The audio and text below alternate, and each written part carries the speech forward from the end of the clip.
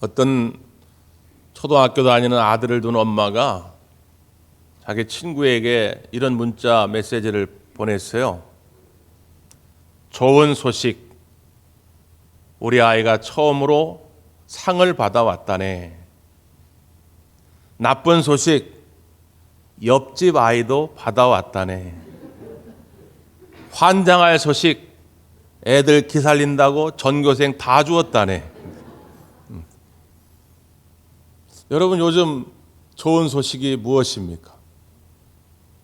코로나 때문에 좋은 소식보다는 나쁜 소식이 많은 이때에 오늘 이 아침에 우리 하나님께서 여러분에게 주시는 좋은 소식을 듣게 되기를 바랍니다. 오늘 본문의 말씀이 주님의 탄생을 기다리던 목자들에게 하나님의 사자가 나타나서 예수님의 탄생을 예고하는 그런 장면이에요. 그 예수님의 탄생을 어떻게 천사가 소개하냐면 10절인데요. 다 같이 읽습니다. 10절 시작.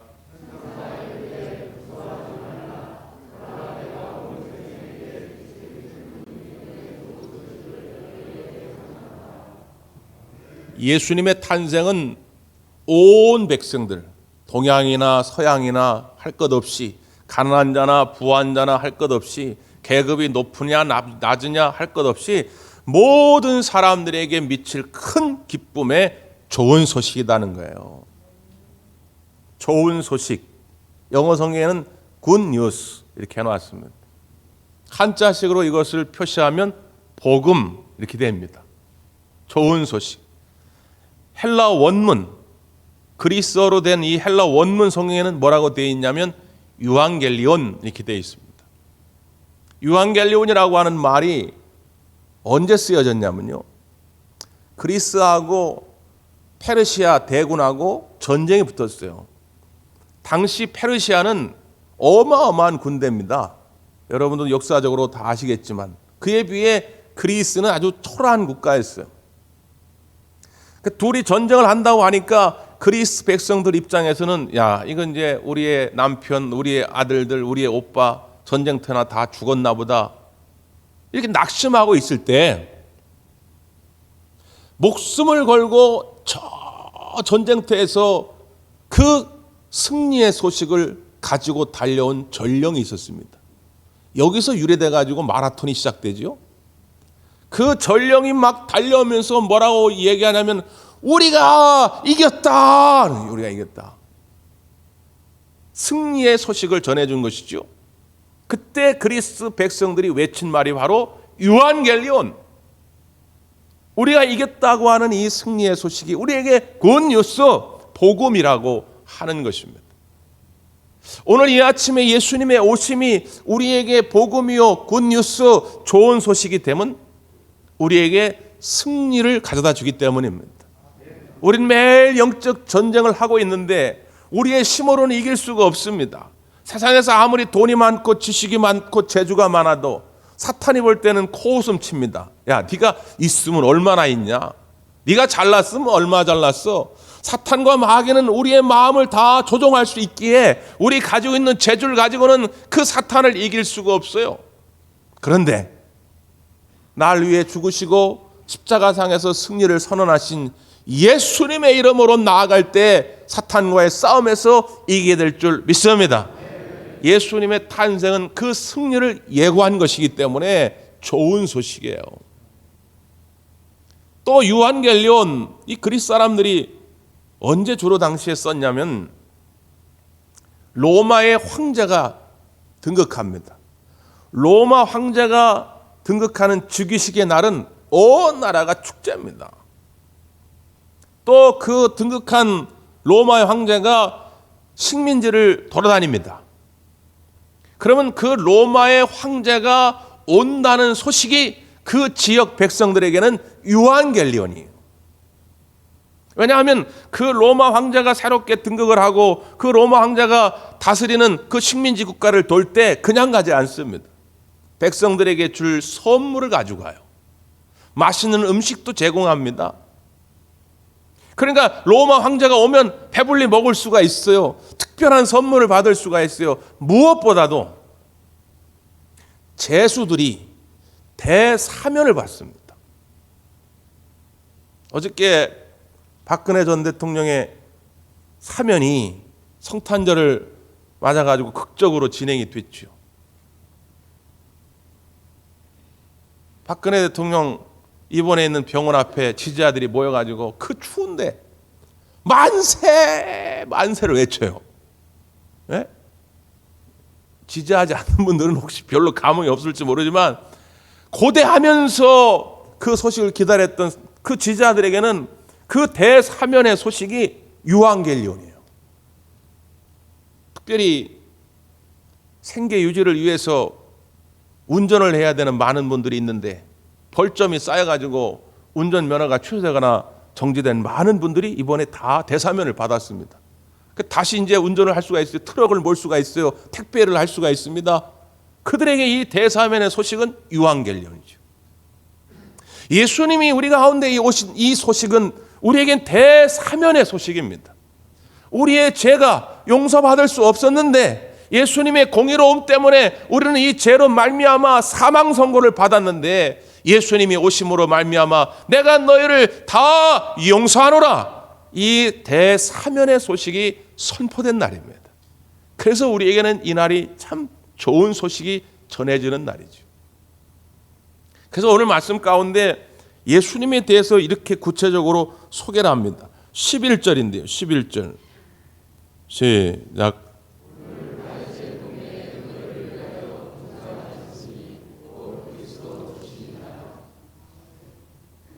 예수님의 탄생을 예고하면서 그분의 직능적, 직분적 명칭을 소개합니다. 그게 뭐예요?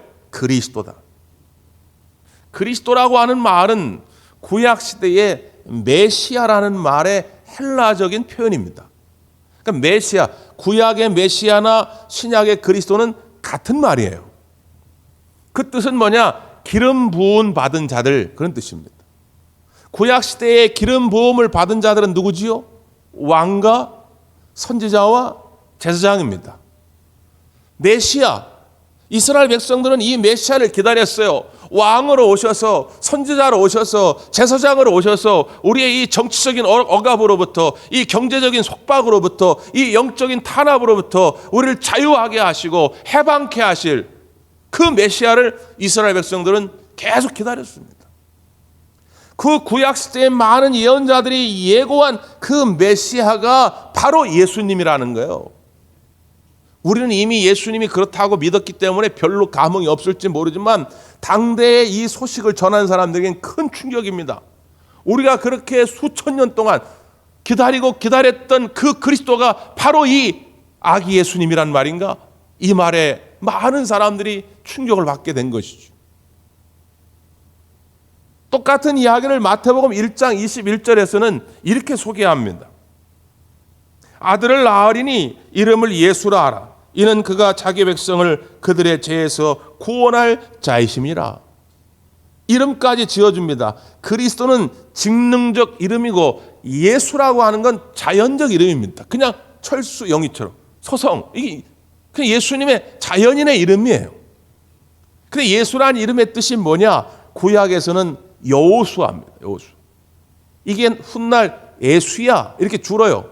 그리고 신약시대 헬라적 표현으로 예수가 됩니다. 그 뜻은 뭐냐? 여호와는 구원이시다, 그런 뜻이에요. 그러니까 하나님의 사자가 예수님의 아버지 요셉에게 나타나가지고 아예 장명까지 해주는 거예요. 이름을 꼭 이렇게 져라. 왜냐하면 그 이름의 뜻이 있다. 그 이름은 뭐냐? 온 백성들의 죄를 다 사하여 주실 것이다. 오늘 이 시간 예수님이 오심으로 말미암아서 우리의 모든 죄가 다 사하여 준 줄 믿습니다. 성탄절은 어떤 날이냐? 예수님이 죽기 위해 오신 날이에요. 죽기 위해. 왜 죽어야죠? 우리의 죄 때문에. 그래서 이 성탄의 아침에 다시 한번 여러분 이 제사함의 은혜, 제사함의 감격을 누릴 수 있게 되기를 간절히 바랍니다. 자, 또 하나 12절 말씀을 한번 보십시오. 12절 시작.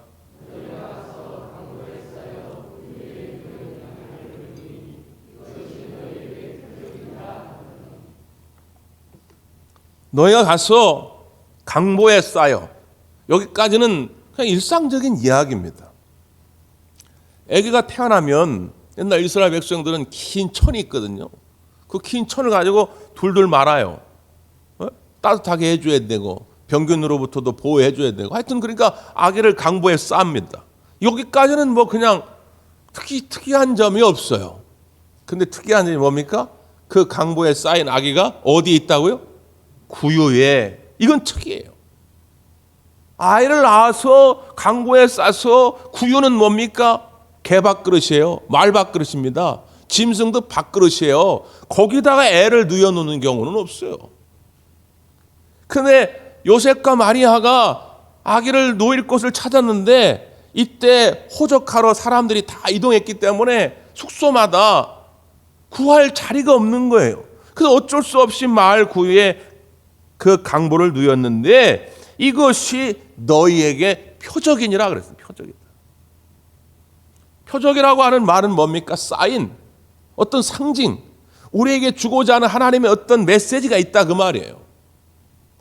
구유의 사인, 구유에 누인 예수님이 왜 우리를 향한 하나님의 표적이 됩니까? 1차적인 이유는 뭐냐면 하나님이 구약 시대부터 오랫동안 예언했던 말씀이 그대로 이루어졌다는 거예요. 구약 성경에 보면 장차올 메시아가 화려하게 무슨 뭐 왕의 아들로 뭐 궁궐에서 그럴싸하게 이렇게 태어난다고 예고하지 않습니다. 비천한 자리에 고난의 종으로 낮고 낮은 자리에 오실 거라고 이렇게 예고해요. 이게 그대로 이루어졌다고 하는 것이죠. 왜 그래야만 했을까요? 마태복음 1장 23절에서는 예수님에 대해서 또 이렇게 소개하죠. 보라, 처녀가 잉태하여 아들을 낳을 것이요 그의 이름은 임마누엘이라 하리라 하셨으니 이를 번역한즉 하나님이 우리와 함께 계시다 함이라. 별명을 하나 지어줬어요. 하나님의 사자가 요셉에게 아예 그냥 예수님의 별명이 하나 있는데 그건 임마누엘이다. 그 임마누엘의 뜻은 뭐냐? 하나님이 우리와 함께 계시다. 자, 하나님과 우리가 함께 있으려면 둘 중에 하나입니다. 우리가 하나님께로 가든지 하나님이 우리에게로 오시는 거죠. 하나님께로 우리가 나아가려고 해봤는데 안 됩니다. 세상의 모든 종교들은 다 신께로 나아갈 수 있다고 말합니다. 불교, 힌두교, 이슬람교 다 인간의 어떤 고행, 수행을 통해 가지고 갈 수 있다고 말하는데 그게 됩니까? 될 수가 없어요. 거룩하신 하나님 앞에 인간의 어떤 율법적 행함을 가지고 갈 수가 없으니까 반대로 하나님이 인간의 모습을 입고 가장 낮은 자리로 구육 가운데 오신 것이 예수님입니다. 이것이 이루어졌다는 거예요. 쉽게 말해서 봐봐. 내가 너희들한테 거짓말한 게 아니라 그 말 구유에 누이신 예수님을 보면 내가 너에게 한 모든 것들이 진실이었음을 드러내는 것이다. 그래서 표적이 된다고 하는 것이죠. 낮고 낮은 자리에 우리와 함께 하시기 위해서 예수님이 오셨습니다. 그거면 되는 거 아닙니까? 옛날 마더 테레사가 인도 캘커타에서 가난한 고아들을 기르고자 마음먹었을 때 주변에 사람들이 이렇게 물었대요. 당신 그 고아원 하려면 돈이 많이 드는데 얼마나 준비해 놨습니까? 그러니까 주머니에서 이렇게 뒤적거리더니 딱 꺼냈는데 3달러인 거예요. 3달러. 그래서 사람들이 비웃죠. 그 3달러 가지고 무슨 고아원을 지을 수가 있냐고. 내게는 3달러밖에 없지만 하나님이 함께 하시면 얼마든지 나는 가능하리라 믿습니다. 이게 대답하는 거예요. 그거면 되는 거 아닙니까? 흑인 자유와 해방을 위해서 늘 애쓰였던 마틴 루터 킹 목사님 있죠. 미국의 시카고 대화재가 일어났을 때 마틴 루터 킹이 섬기시던 그 교회가 다 불타가지고 전소됐어요. 그동안 쌓아놓은 모든 것이 다 그냥 한순간에 재가 돼버린 것이죠. 사람들이 염려하고 걱정하고 얘기합니다. 이제 어떻게 다시 이렇게 세울 수 있겠냐고. 마틴 루터 킹 목사님이 늘 이야기합니다. 우리에게는 성도들이 있습니다. 우리에게는 이 성경이 있습니다. 무엇보다 하나님이 우리와 함께 하시기에 우리는 더 큰 예배당을 지을 것이며 더 많은 사람들이 이 예배당에서 구원함을 받게 될 것입니다. 그거면 되는 거 아닙니까? 코로나 시대에 많은 것들이 어렵지만 분명한 사실 한 가지, 하나님이 우리와 함께 하십니다. 그것을 표적으로 내 말이 거짓말이 아니야, 장난이 아니야, 진짜라고 하는 걸 보여주시기 위해서 예수님이 이 말 구유에 오신 것입니다. 또 하나 저는 이번에 말씀을 준비하면서 왜 이 구유에 오셨을까? 구유는 밥그릇인데, 그것도 짐승의 밥그릇인데, 그때 하나님이 제 마음에 그런 마음을 주시는데 예수님이 곧 밥으로 오셨다는 거예요. 밥. 예수님이 밥입니다. 우리는 밥이고 이스라엘 사람들에게 주식은 떡이죠. 빵입니다. 요한복음 6장에 보면 그래서 이런 말씀이 있어요. 이스라엘 백성들이 예수님 앞에 나왔다가 먹을 것이 없는데 예수님이 보리떡 5개, 물고기 2마리로 오병이의 기적을 일으키시죠. 사람들이 눈이 동그래져 가지고 야, 이거 예수님만 따라다니면 이제 굶어 죽지는 않겠구나. 그래가지고 졸졸졸 따라다닙니다. 그러니까 예수님께서 야, 썩을 양식을 위하여 일하지 말고 영원히 죽지 않을 신령한 양식을 위해 일하라. 그러니까 사람들이 이게 도대체 무슨 말인가? 그러니까 예수님께서 하나님이 주시는 떡에 대해서 부연 설명을 해주시는 장면이에요. 요한복음 6장 33절이죠. 하나님의 떡은 하늘에서 내려 세상에 생명을 주는 것입니다. 그러니까 사람들이 듣고 주여 우리에게도 좀 주옵소서 이렇게 말하는 거예요. 그러니까 예수님이 이렇게 대답하십니다. 예수께서 이르시되 나는 생명의 떡이니 내게 오는 자는 결코 줄이지 아니할 터이요 나를 믿는 자는 영원히 목마르지 아니하리라.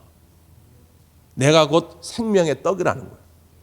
우리나라식으로 표현하면 내가 곧 생명의 밥이라는 거예요. 날 먹으라는 거예요. 목사님, 예수님을 어떻게 먹습니까? 우리가 식인종도 아니고 아까 여러분이 이미 드셨어요. 예수님의 피를 여러분 아까 마셨어요. 그래서 우리가 성만찬을 하는 것입니다. 몇 해 전에 미국에서 한 여론조사 기관에서 이런 설문을 조사했어요. 당신이 다른 사람으로부터 꼭 듣고 싶은 소리가 뭡니까? 1위가 뭐냐면 I love you. 응? 당신을 사랑합니다. 이건 아마 동서고금을 막론하고 다 그럴 거예요.